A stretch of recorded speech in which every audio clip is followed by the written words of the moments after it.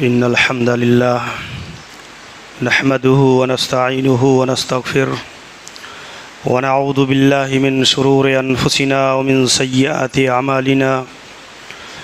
من يهده الله فلا مضل له ومن يضلل فلا هادي له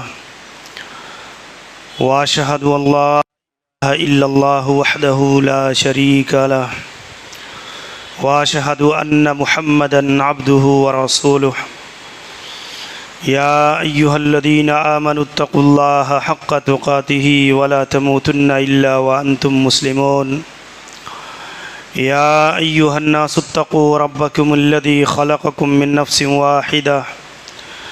وخلق منها زوجها وبث منهما رجالا كثيرا ونساء واتقوا الله الذي تساءلون به والأرحام إن الله كان عليكم رقيبا يا أيها الذين آمنوا اتقوا الله وقولوا قولا سديدا يصلح لكم أعمالكم ويغفر لكم ذنوبكم ومن يطع الله ورسوله فقد فاز فوزا عظيما أما بعد فإن خير الحديث كتاب الله وخير الهدي هدي محمد صلى الله عليه وسلم وشر الأمور محدثاتها وكل محدثة بدعة وكل بدعة ضلالة وكل ضلالة في النار فأعوذ بالله من الشيطان الرجيم بسم الله الرحمن الرحيم هو الذي بعث في الأميين رسولا منهم يتلو عليهم آياته ويزكيهم ويعلمهم الكتاب والحكمة وإن كانوا من قبل لفي ضلال مبين وكان من دعاء النبي صلى الله عليه وسلم اللهم آت نفسي تقواها وزكها أنت خير من زكاها أنت وليها ومولاها رب اشرح لي صدري ويسر لي أمري واحلل عقدة من لساني يفقهوا قولي سبحانك لا علم لنا إلا ما علمتنا إنك أنت العليم الحكيم محترم اسلامی بھائیوں اور ساتھیوں، ساری تعریفیں بزرگی و بڑائی اللہ وحدہ لا شریک کے لیے لائق اور زیبا ہے۔ بعدہ درود و سلام نازل ہو تمام انبیاء کرام پر، بالخصوص ہم سب کے پیارے رسول جناب محمد الرسول اللہ صلی اللہ علیہ وآلہ وسلم پر۔ اللہ رب العالمین کا بے پایاں فضل و احسان ہے کہ اللہ تبارک و تعالی نے ہمیں اور آپ کو ایمان و عمل کی دولت سے نوازا اور کتاب و سنت کی روشنی میں اللہ رب العزت نے ہمیں اور آپ کو زندگی بسر کرنے کا ایک بہترین طریقہ اور ضابطہ عنایت کیا ہے۔ قرآن مجید کی آیت کریمہ جو سورۃ الجمعہ سے تعلق رکھتی ہے، اللہ رب العالمین فرماتا ہے وہی وہ ذات ہے هو الذی ارسل رسولہ بالہدی، یا اللہ تبارک و تعالی نے بیان فرمایا کہ اللہ رب العزت والجلال نے اپنے نبی جناب محمد الرسول اللہ صلی اللہ علیہ وسلم کو مبعوث فرمایا امیوں کے اندر سے۔ هو الذی بعث فی الامیین رسولا منہم یتلو علیہم آیاتہ، اور اللہ تبارک و تعالی نے اللہ کے نبی علیہ السلام کی نبوت اور آپ کے کار دعوت اور مشن کا جو اہم ترین کام تھا، اس کام کو اللہ تعالیٰ نے بیان فرمایا۔ وَيُزَكِّيهِمْ وَيُعَلِّمُهُمُ الْكِتَابَ وَالْحِكْمَةَ، اللہ نے بیان فرمایا کہ یہ نبی ان پر اللہ کے کلام کی تلاوت کرتے ہیں، اللہ کی آیات کو پڑھ کر کے سناتا ہے یہ نبی، اور وَيُزَكِّيهِمْ اور ان کی تزکیہ کرتا ہے، ان کی تربیت کرتا ہے۔ وَيُعَلِّمُهُمُ الْكِتَابَ وَالْحِكْمَةَ، اور کتاب و حکمت کی، کتاب و سنت کی باتیں انہیں سکھلاتا ہے۔ اب دیکھیں اس آیت میں اللہ تبارک و تعالی نے رسول اکرم صلی اللہ علیہ وسلم کی جو ڈیوٹی اور آپ کی مشن کا جو بنیادی حصہ رہی وہ یہ کہ اللہ کے نبی قرآن مجید کی تلاوت کر کے لوگوں کو سناتے تھے۔ اس سے پتہ چلتا ہے کہ قرآن کا سماع کرنا، قرآن کو پڑھنے کے ساتھ قرآن کا سننا بھی عبادت ہے، اور قرآن مجید کا سننا کسی غیر کے ذریعہ سے، جدید وسائل کے ذریعہ سے، آج تو موبائل کے آلات دیگر چیزیں موجود ہیں، اور دوسری چیز اللہ تعالیٰ نے ذکر کیا وَيُزَكِّيهِمْ کہ اللہ کے نبی صلی اللہ علیہ وسلم کردار سازی کرتے تھے، لوگوں کی شخصیت کی تعمیر اور لوگوں کے اصلاح نفس، شرک سے، کفر سے، گناہوں سے، معصیت سے، رذائل و خصائص سے اللہ کے نبی صلی اللہ علیہ وسلم لوگوں کو پاک اور صاف کرتے تھے،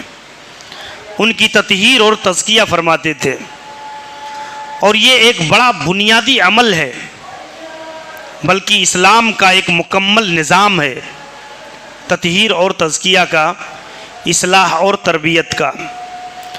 اور اس میں انسان انفرادی حیثیت سے بھی، اجتماعی حیثیت سے بھی اسے غور کرنا چاہیے کہ ایک مسلمان تزکیہ و تربیت کے معاملے میں اپنی اصلاح کے باب میں کس حد تک شریعت اور سنت کے تابع ہے۔ ہر آدمی کو اس معاملے میں اپنے آپ کا محاسبہ اور اپنے آپ اپنی ذات کی فکر انسان کو کرتے رہنا چاہیے، اس لیے کہ اگر آپ غور کریں اور دیکھیں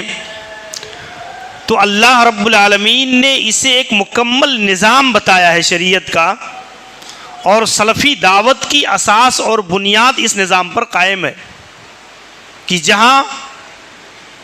بہت ساری بنیادی تعلیمات کی طرف دعوت دی جاتی ہے، وہیں اصلاح عقیدہ، سنت کی تابعداری، شرک و کفر سے اجتناب، بدعت و خرافات سے اپنے دامن کو بچا کر کے انسان کا صحیح معنوں میں اللہ کی وحدانیت، اللہ کی توحید کو تسلیم کرتے ہوئے اس کے مطابق زندگی بسر کرنے کی دعوت اور تعلیم دی جاتی ہے۔ اسی لیے یہ بات گہرائی سے ایک مسلمان کو سمجھنا چاہیے۔ اللہ رب العالمین نے اس آیت کریمہ میں آپ دیکھیں کہ کتاب و حکمت کی تعلیم پر تزکیہ کو مقدم کیا ہے، اور بعض آیتیں قرآن مجید کی جو اس باب میں وارد ہوئی ہیں اس میں کتاب و حکمت کی تعلیم پہلے ہے اور بعد میں تزکیہ ہے۔ یعنی آپ دیکھیں کہ شریعت کے اندر کتاب و سنت کی تعلیم کا اصل مقصود انسان کی طہارت اور تزکیہ ہے۔ ایک آدمی اگر بڑے سے بڑا عالم ہو جائے کتاب و سنت کا، اللہ کے دین کو جاننے والا، علم رکھنے والا ہو جائے، لیکن ذاتی طور پر اگر وہ آدمی اخلاق کے اندر بہتر انسان نہ ہو، معاملات میں بہتر آدمی نہ ہو، عقیدہ و عمل کے لحاظ سے اچھا آدمی نہ ہو، تو اس آدمی کے لیے اس کا علم نفع بخش نہیں ہے، اس کا علم اس کے لیے کسی کام کا نہیں ہے۔ اس لیے کہ شریعت کو یہ مقصود ہے کہ ایک آدمی کتاب و سنت کی تعلیم اسی لیے حاصل کرے کہ تاکہ وہ اس پر عمل کر سکے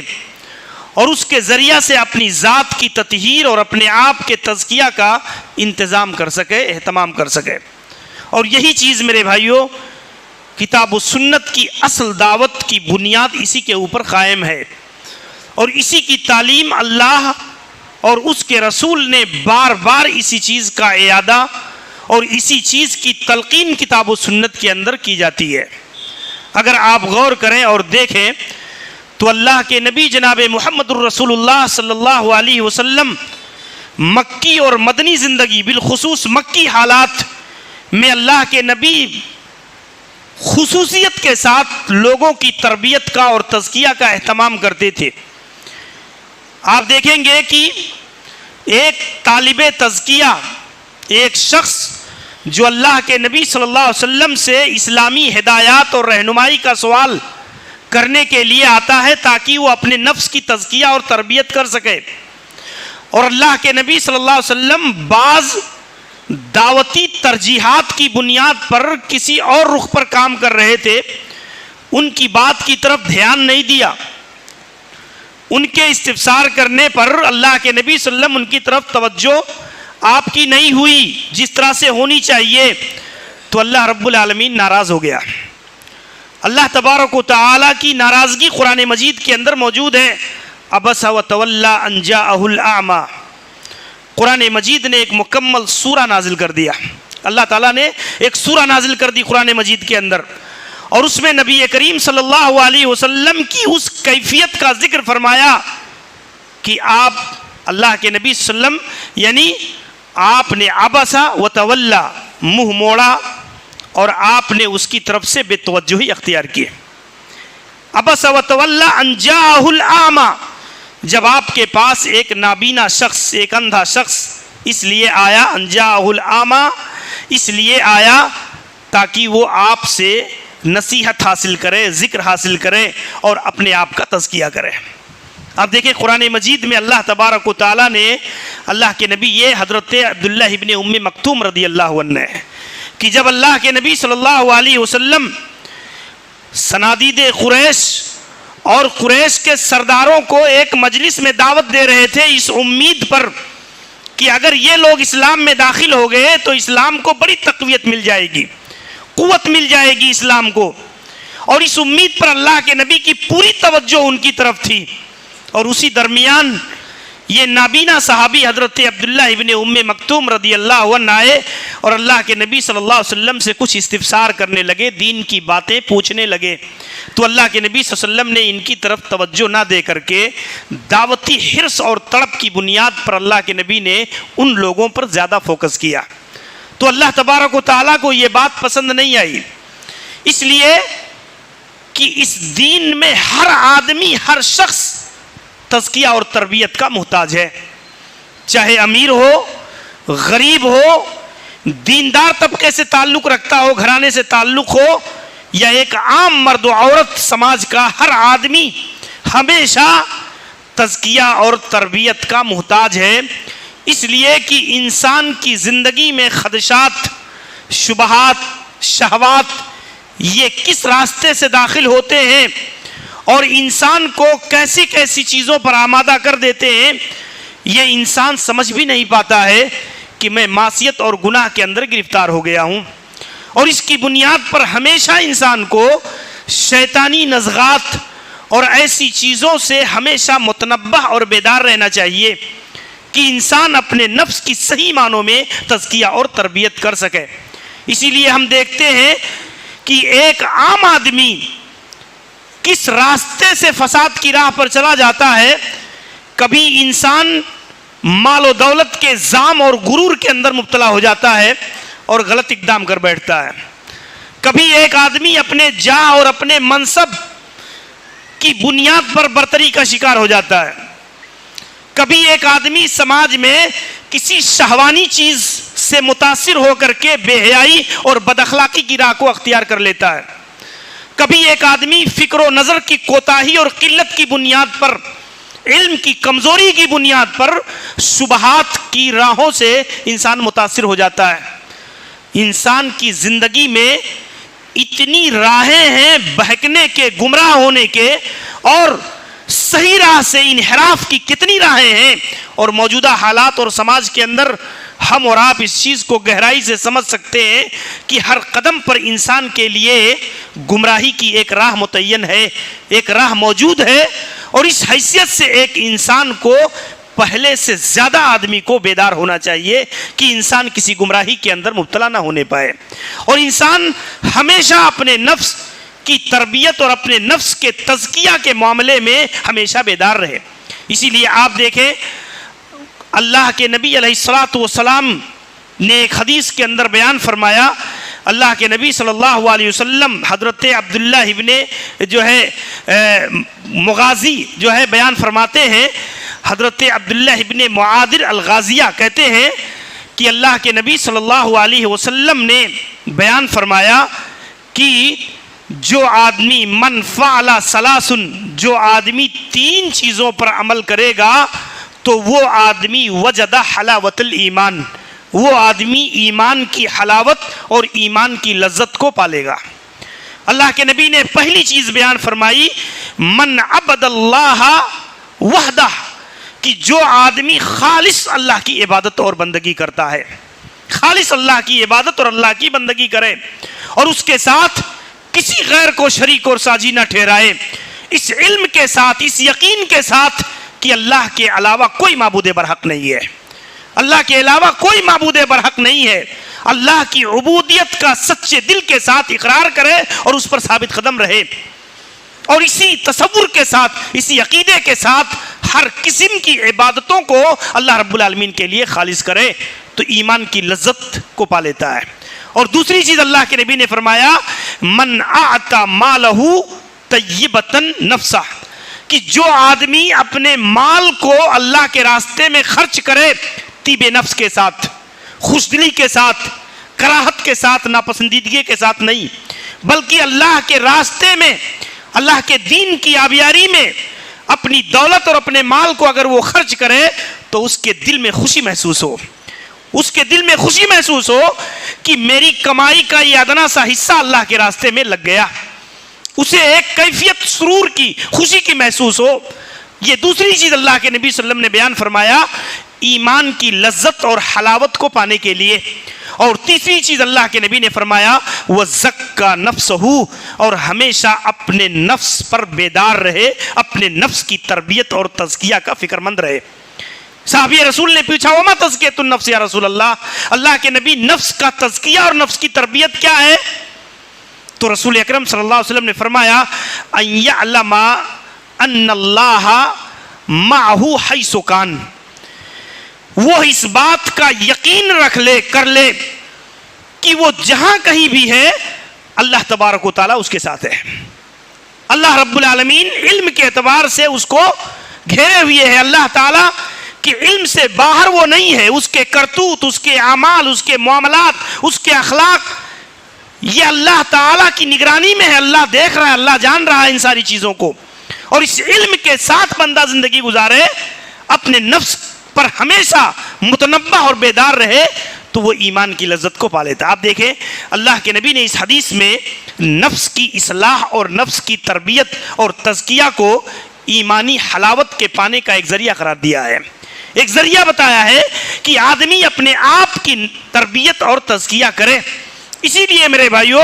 یہ ایک ہر مسلمان مرد و عورت پر یہ چیز لازم اور ضروری ہے کہ آدمی صحیح معنوں میں کتاب و سنت کی روشنی میں ایک انسان ہمیشہ اپنے نفس کا جائزہ لے۔ آج ہر آدمی سیکولر بنتا جا رہا ہے، دین کے معاملے میں، عقیدہ کے معاملے میں، ایمان کے معاملے میں۔ آپ دیکھیں ایمان اور عقیدہ کی جو اہمیت ہے شریعت کے اندر، وہ اہمیت انسان کی نگاہوں سے گھٹتی چلی جا رہی ہے۔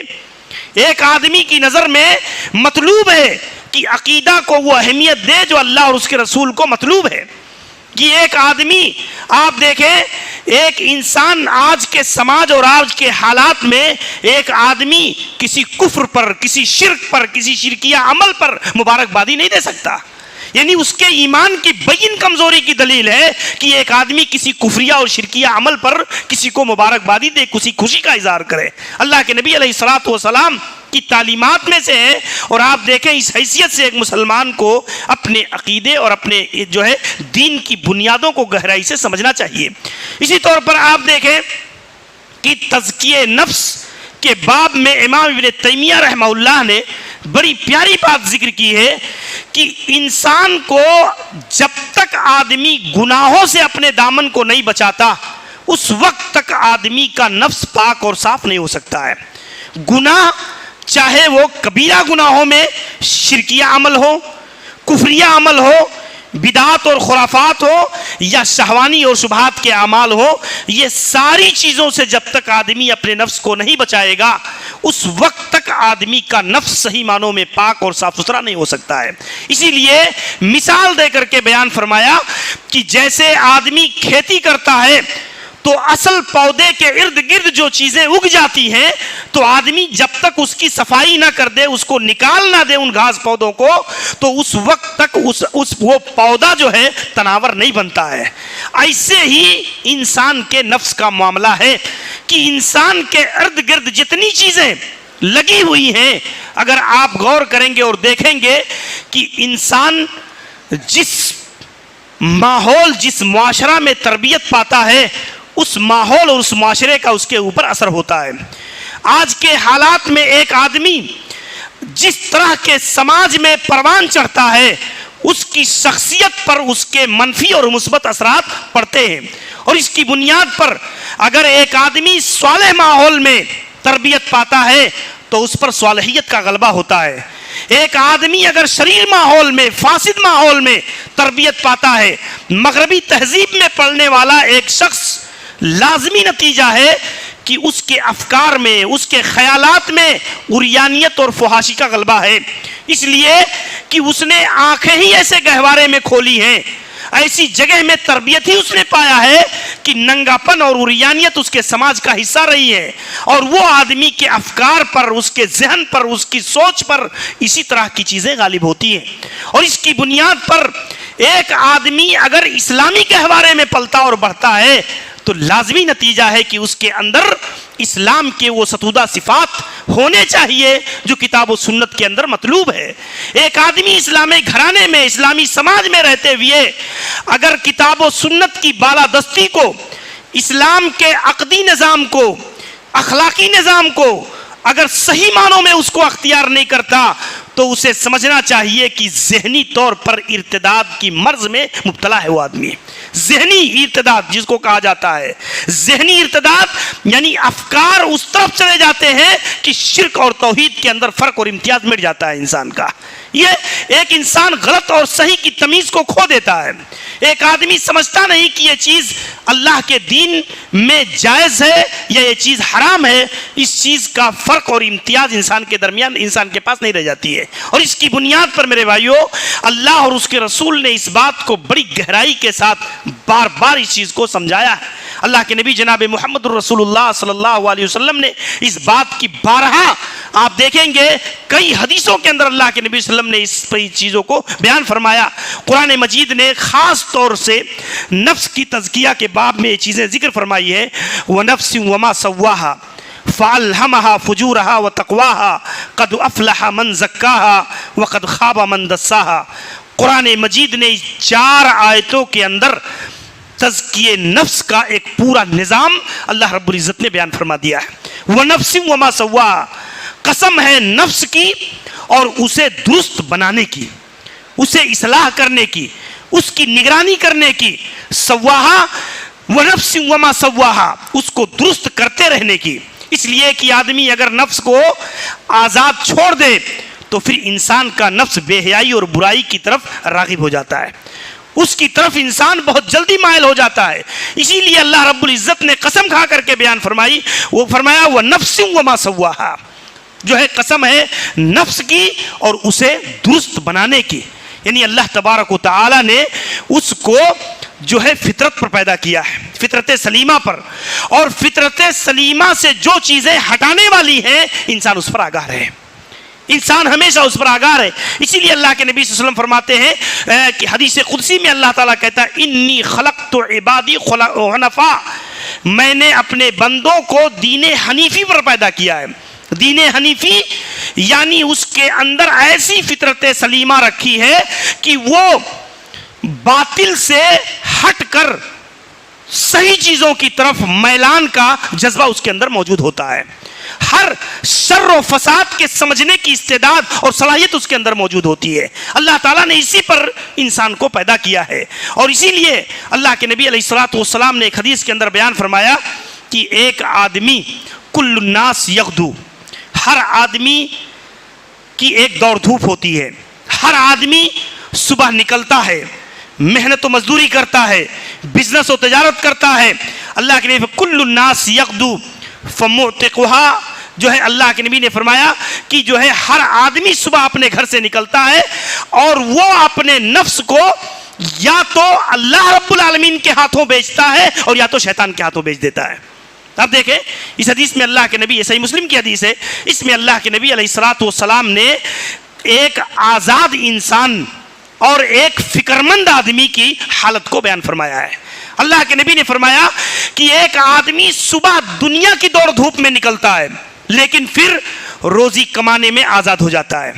حلال و حرام میں شریعت کے قاعدے چھوڑ دیتا ہے، ایک آدمی کے اندر سے اللہ کا خوف، اللہ کی خشیت نکل جاتی ہے، پھر وہ آدمی کیا کرتا ہے، روزی حاصل کرنے میں اتنا آزاد ہو جاتا ہے کہ اپنے نفس کو شیطان کے ہاتھ فروخت کر دیتا اور بیچ دیتا ہے۔ اور ایک آدمی ایسا ہوتا ہے کہ وہ صبح نکلتا ہے،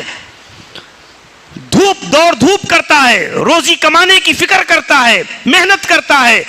جہاں کہیں بھی لالچ کی چیز آتی ہے، ہرس کی چیز آتی ہے، لیکن اس کے باوجود بھی وہ شریعت کا دامن نہیں چھوڑتا، اللہ کے حلال و حرام کے قاعدے سے باہر نہیں نکلتا، وہ ہمیشہ ہر حالت میں اللہ رب العالمین کا خوف، اللہ کی خشیت میں وہ پورا دن گزارتا ہے، اور نماز کا وقت ہوا تو بزنس کو چھوڑ کر نماز کے لیے چلا گیا، جو ہے اس کو اس فائدہ مل رہا ہے، لیکن وہ اپنے اس فائدے پر غور کر رہا ہے کہ آیا یہ شریعت کے مطابق ہے یا شریعت کے نظام کے خلاف ہے، تو اس حیثیت سے وہ آدمی گویا اپنے نفس کو اللہ کے ہاتھوں فروخت کر دیتا ہے، اور اس حیثیت سے اللہ کے نبی علیہ الصلوۃ والسلام نے اس حدیث کے اندر یہ دونوں حالتیں انسان کی بیان فرمائی۔ ایک آدمی، میرے بھائیو آپ دیکھیں، اگر ایک آدمی اپنے نفس کی تربیت پر فکر مند نہ ہو تو انسان کے لیے اللہ تعالی کی شریعت، اس کے مقتضیات، اس کے فرائض پر عمل کرنا گراں گزرتی ہے۔ ایک آدمی اگر صحیح معنوں میں تربیت نہ ہو انسان کی تو آپ دیکھیں نماز پڑھنا اس کے لیے مشکل گزرتا ہے، اس کے لیے روزہ رکھنا مشکل گزرتا ہے، اس کے لیے مال کما کر کے زکوٰۃ دینا، یہ انسان کے نفس پر بڑا گراں گزرتی ہے یہ چیز جو ہے، اور اس کی بنیاد پر جب انسان کی تربیت صحیح معنوں میں ہوتی ہے، اسی لیے علامہ صابونی کہتے ہیں کہ اپنے بچوں کو بچپن سے ہی اسلامی اخلاق و عادات کا عادی بناؤ، اور خصوصاً بچیوں کو آج ماحول میں جو بے پردگی کی لہر اٹھ رہی ہے، ایک بچی اگر بچپن سے حجاب کا، ردا پوشی کا اور پردے کا اہتمام اس کی تربیت ہوئی ہے تو وہ بڑے ہو کر کے بھی پردے کا اہتمام کرتی ہے، وہ اس کو بوجھ محسوس نہیں ہوتا، اس لیے کہ اس نے اسی گہوارے میں تربیت پایا ہے۔ اور ایک بچی جو آزاد خیال تربیت پاتی ہے، جو ہے مغربی تہذیب کی دلدادہ ہے، تو اس کو بڑے ہو کر کے حجاب کا پابند بنانا یہ بہت مشکل امر ہے، بہت مشکل امر ہے کہ اس کو پھر حجاب کا، پردے کا پابند بنایا جا سکے۔ ایسے ہر آدمی، ہر شخص کے لیے چیزیں شریعت کے اندر ہیں، اسی لیے قرآن مجید نے وہ چیز ذکر فرمائی کہ منافقوں پر نماز کا ادا کرنا بہت بھاری گزرتا ہے، بہت گراں گزرتا ہے کہ وہ مسجد کے اندر آ کر کے نماز جیسی عبادت کی پر مواظبت برت سکے۔ اسی لیے قرآن مجید نے منافقوں کے باب میں یہ چیز ذکر فرمائی کہ یہ جب مسجد کی طرف، اللہ کی عبادت کی طرف آتے ہیں تو ہارے دل کے ساتھ، سستی کے ساتھ، غفلت کے ساتھ، بالکل بے توجہی کے ساتھ، وَلَا يَذْكُرُونَ اللَّهَ إِلَّا قَلِيلًا، اور بہت کم اللہ کا ذکر برائے نام یوں ہی ایک فارمیلٹی کے طور پر کرتے ہیں، ان کا دل اصل میں عبادت کے اندر نہیں لگتا ہے۔ تو قرآن مجید نے اس چیز کو ذکر کیا ہے کہ ایک وَإِنَّهَا لَكَبِيرَةٌ إِلَّا عَلَى الْخَاشِعِينَ، قرآن کہتا ہے کہ یہ جو ہے نماز کی پابندی، یہ خشوع اور خضوع اختیار کرنے والوں کے لیے کوئی بڑی چیز نہیں ہے، یہ منافقوں کے لیے بہت بڑی چیز ہے۔ تو اس حیثیت سے اگر ہم دیکھیں تو اللہ تبارک و تعالی نے وَنَفْسٍ وَمَا سَوَّاهَا فَأَلْهَمَهَا فُجُورَهَا وَتَقْوَاهَا، یہ دیکھیں یہ کمزور پہلو اللہ رب العزت نے بتا دیا ہے کہ ہر انسان کے نفس میں اللہ نے خیر بھی رکھا ہے اور شر بھی رکھا ہے، ہر آدمی کے اندر یہ مادے موجود ہیں۔ انسان نہ تو فرشتہ بن سکتا ہے کہ اس کے اندر کسی بھی قسم کا کوئی شر کا مادہ ہی نہ ہو، نہیں، بلکہ انسان کے اندر دونوں چیزیں موجود ہیں۔ اب آدمی جو ہے فَأَلْهَمَهَا فُجُورَهَا وَتَقْوَاهَا، حضرت عبداللہ ابن عباس کہتے ہیں بَيِّن لَهَا شَرَّهَا وَخَيْرَهَا، اس کے لیے اللہ تعالیٰ نے خیر اور شر دونوں کو اللہ تعالیٰ نے بیان کر دیا ہے، دونوں کو واضح کر دیا ہے، اور اب انسان چاہے تو خیر کی راہ اختیار کر لے اور چاہے تو شر کا راستہ اختیار کر لے۔ تو اللہ تبارک و تعالی نے اسی پر انسان کو پیدا کیا ہے میرے بھائیوں، اور اسی لیے ہم دیکھتے ہیں میرے بھائیوں عرب سماج، عرب معاشرہ، عرب سماج اور عرب کا معاشرہ آپ دیکھیں گے کہ جاہلی دور میں بھی عرب سماج کے اندر جو عمدہ اخلاق تھے اس پر بہت سارے لوگ قائم تھے، باقی تھے. بہت سارے لوگ آپ دیکھیں کفر کے دور میں بھی انہوں نے کبھی بدکاری نہیں کیا، کبھی بے حیائی کا ارتکاب نہیں کیا، کبھی شراب نہیں پیا، کبھی زناکاری نہیں کی، کبھی شرک نہیں کیا، یعنی اللہ کے ساتھ جو ہے بتوں کی عبادت نہیں کی. اور آپ دیکھیں گے جب انسان کے نفس میں، انسان کا نفس اصل فطرت سلیمہ کی اور سعادت مندی کی کچھ چیزیں اس کے اندر باقی رہتی ہیں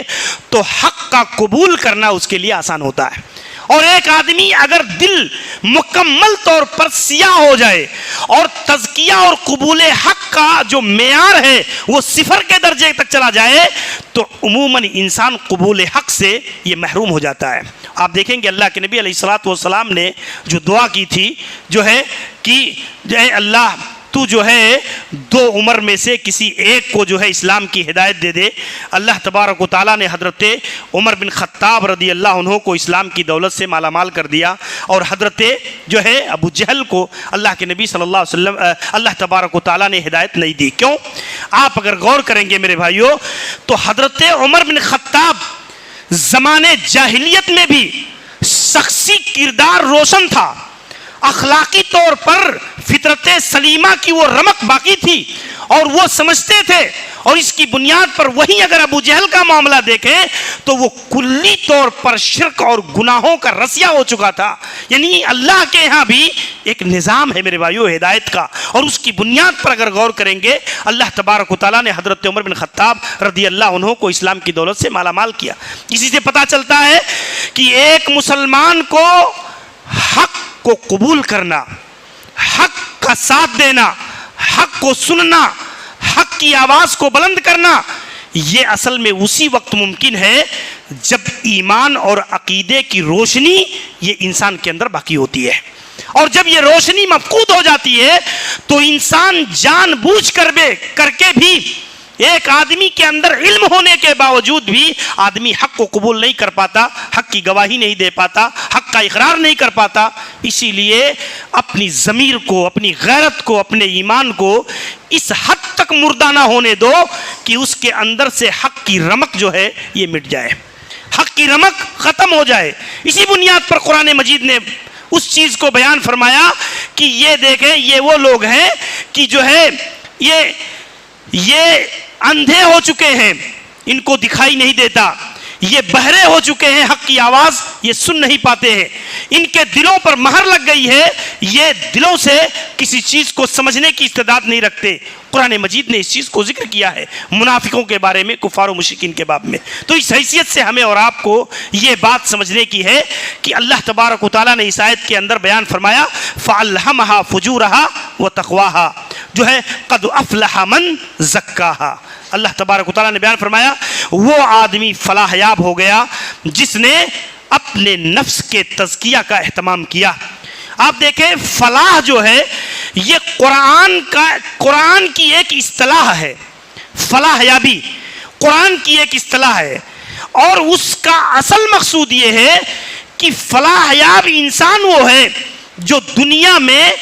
قبول حق کی توفیق اور اس پر عمل کی ہدایت اسے میسر ہو جائے اور اللہ رب العالمین اس سے آخرت کے اندر راضی ہو جائے، خوشنودی اللہ تعالیٰ کی اسے حاصل ہو جائے تو وہ آدمی فَأُولَٰئِکَ هُمُ الْمُفْلِحُونَ تو وہ آدمی فلاح یاب ہے، وہ آدمی فلاح پانے والا ہے. اس لیے جو ہے فلاح یہ قرآن اللہ تعالیٰ نے یہاں جو ذکر کیا کہ وہ آدمی فلاح یاب ہو گیا جس نے اپنے نفس کی تربیت اور تزکیہ کا اہتمام کیا. تو فلاح کا یہی اصطلاح اصل میں مراد ہے، یہاں پر یہی مقصود ہے. اور اسی طور پر آپ دیکھیں اللہ تبارک و تعالی نے خصوصیت کے ساتھ اس بات کو ذکر فرمایا اور اس کے فوراً بعد کہا کہ جو ہے قد افلح من زکاها وقد خاب من دساها.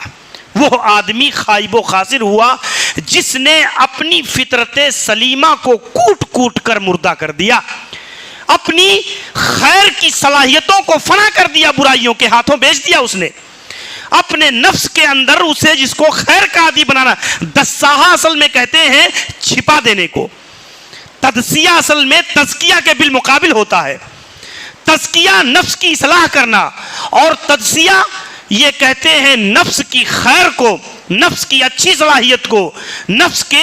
جو ہے ستودہ صفات کو یہ کوٹ کوٹ کر ختم کر کے اس کو برائیوں کا عادی بنا دینا۔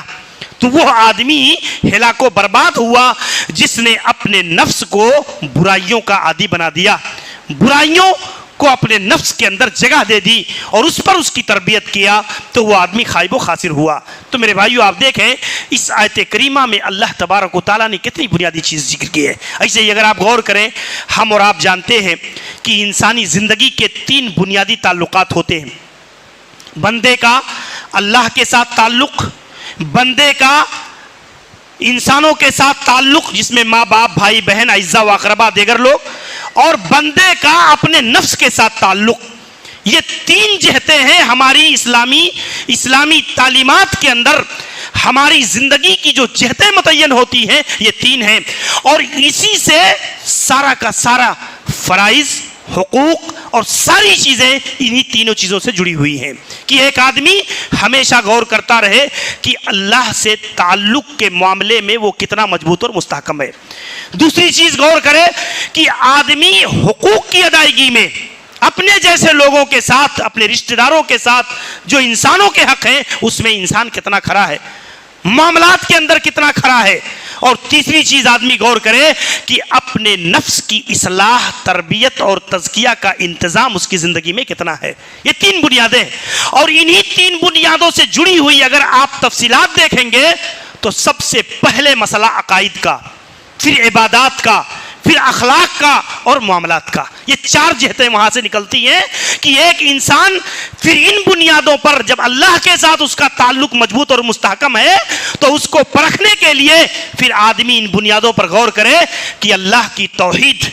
اللہ تعالیٰ کے ساتھ اس کا ربط، اس کا تعلق، اور اللہ کی توحید اور عقیدہ اور منہج کے معاملے میں وہ کتنا صحیح اور کتنا درست ہے۔ اور پھر آدمی دیکھے کہ فرائض اور عبادات کا تناسب اس کی زندگی میں کتنا ہے، نماز کا پابند ہے یا نہیں ہے، سچائی اور امانت داری اس کی زندگی میں ہے یا نہیں ہے۔ پھر اخلاقی معاملات دیکھے اور پھر اپنے معاملات کو دیکھے کہ ایک آدمی دوسروں کے ساتھ معاملات میں، لین دین میں، بیع و شرع میں، خرید و فروخت میں وہ انسان کتنا کھرا اور کتنا کھوٹا ہے۔ یہ بنیادیں ہیں میرے بھائیوں تزکیہ نفس کی۔ اسی لیے اگر آپ دیکھیں گے کہ سلفی منہج میں نفس کی اصلاح کی سب سے پہلی بنیاد عقیدہ اور ایمان ہے۔ سب سے پہلی بنیاد عقیدہ اور ایمان ہے۔ اگر ایمان اور عقیدہ سلامت نہیں ہے، درست نہیں ہے، مضبوط اور مستحکم نہیں ہے تو آپ دن بھر تسبیح گنیں، اس کا کوئی حاصل اللہ کے ہاں نہیں ہے، کوئی حاصل نہیں ہے۔ آپ دن رات تہجد کا پابند بن جائیں، اگر عقیدے میں فطور ہے تو اللہ کے ہاں یہ اجتہادات اور یہ محنتیں اللہ کے ہاں کسی کام کی نہیں ہے۔ اس کے لیے تزکیہ کی سب سے پہلی اساس عقیدہ اور منہج، اور دوسری اساس اللہ کے نبی علیہ الصلوۃ والسلام کی سنتوں کی پاسداری اور اتباع میں جو ہے۔ اسی لیے آپ دیکھیں گے کتنے لوگ نیکی کے نام پر، دین کے نام پر، خیر کے نام پر جو اعمال کرتے ہیں، اگر وہ سنت کے مطابق نہیں ہے تو وہ عمل اللہ تعالیٰ کے یہاں مردود ہے۔ اسی لیے صحیح بخاری کی اس حدیث کو رکھے جس میں 3 صحابہ کرام جو کی ایک جماعت جنہوں نے آ کر کے اللہ کے نبی کے اعمال کو پوچھا تھا تو رسول اکرم صلی اللہ علیہ وسلم کے عمل کو قلیل سمجھ کر کے انہوں نے کہا بھئی اللہ کے نبی تو بخشوائے ہیں، اور پھر انہوں نے کیا کیا کہ ہم روزانہ جو ہے روزہ رکھیں گے، ہم افطار نہیں کریں گے، ہم قیام اللیل رات بھر کریں گے، ہم بیویوں سے نکاح، عورتوں سے نکاح نہیں کریں گے۔ آپ دیکھیں اللہ کے نبی صلی اللہ علیہ وسلم کو جب پتا چلا تو آپ نے عبادت کے نام پر بے اعتدالی اور سنت کی مخالفت کو اللہ کے نبی نے گوارا نہیں کیا۔ عبادت کے نام پر آپ دیکھیں اللہ کے نبی نے کہا انی لاخشاکم للہ واتقاکم للہ، میں تم میں سب سے زیادہ اللہ تعالیٰ سے ڈرنے والا ہوں، لیکن میں رات کو سوتا بھی ہوں اور تہجد بھی پڑھتا ہوں، میں روزہ بھی رکھتا ہوں اور روزہ نہیں بھی رکھتا ہوں، میں نے کئی بیویوں سے، عورتوں سے میں نے نکاح بھی کر رکھا ہے۔ یہ اللہ کے نبی نے ایک اسوہ پیش کیا۔ سنت کا طریقہ ہی اصل مطلوب ہے۔ اور تیسری چیز فرائض کی پابندی۔ ایک آدمی کتنا ہی ظاہری طور میں اپنے آپ کو تقوی، تدین اور جبہ، دستار اور ساری چیزوں کا اظہار کرے، لیکن اگر صحیح معنوں میں نماز کا پابند نہیں ہے تو یقین جانیے کہ وہ آدمی کے ایمان میں نقص ہے، اس کے دین میں نقص اور خلل ہے۔ امام ابن تیمیہ رحمہ اللہ نے ذکر کیا کہ ظاہری اعمال اس کے باطنی اعمال کے استحکام اور مضبوطی پر دلیل ہوتے ہیں۔ ظاہری اعمال کیا ہے؟ اس کے باطن پر دلیل ہوتے ہیں۔ اگر ظاہری طور پر ایک آدمی دین کے فرائض اور حقوق کا پابند نہیں ہے تو وہ کتنا ہی بڑا دعویٰ کرے کہ میں پکا اہل حدیث ہوں، پکا سلفی ہوں، اسلام کی نظر میں وہ معتبر نہیں ہے۔ اسلام کی نظر میں اعتبار جو ہے باطن اگر درست ہے تو ظاہر پر اس کا اثر ہوگا، باطن اگر درست ہے تو لازمی نتیجہ ہے کہ انسان ظاہری اعمال بھی اس کے درست ہوں گے، عبادات میں، اخلاق میں، معاملات میں بھی وہ آدمی اچھا اور بہتر آدمی ہوگا۔ اور اس کی بنیاد پر شریعت میں تزکیہ اور تربیت کی یہی بنیاد اور یہی اساس ہے میرے بھائیوں، اور اسی پر انسان کو اپنے آپ کو پرکھنا چاہیے، دیکھنا چاہیے، اور اسی نہج پر انسان کو اپنے آپ کو ڈھالنے کی کوشش کرنی چاہیے کہ ایک آدمی ہمیشہ بیدار مغز رہے، ہمیشہ آدمی اس پر جو ہے متنبہ رہے، کہیں بھی شیطان کا خلل، شیطان کا اغوا اور شیطان کی طرف سے کوئی ایسی چیز آتی ہے تو انسان فوراً اس پر بیگار ہے۔ اللہ سے دعا ہے کہ اللہ رب العالمین کتاب و سنت کی روشنی میں ہم سب کو اپنے آپ کی اصلاح اور تربیت پر اللہ تعالی ہمیشہ ہمیں اور آپ کو بیدار مغز بنائے۔ اللہ تعالی ہر آدمی کو ذاتی طور پر اپنی فکر کرنے کی اللہ ہمیں توفیق بخشے۔ اللہ رب العالمین جب تک دنیا کے اندر زندہ رکھے ایمان اور عمل صالح کو پر قائم اور دائم رکھے۔ اللہ تعالی گناہوں سے، معصیتوں سے، بغاوت، شرکسی سے اللہ تعالی ہماری حفاظت فرمائے۔ اقول قولی ھذا استغفر اللہ لی ولکم ولسائر المسلمین من کل ذنب انہ هو الغفور الرحیم، وصلی اللہ علی نبینا محمد وعلی آلہ وصحبہ اجمعین۔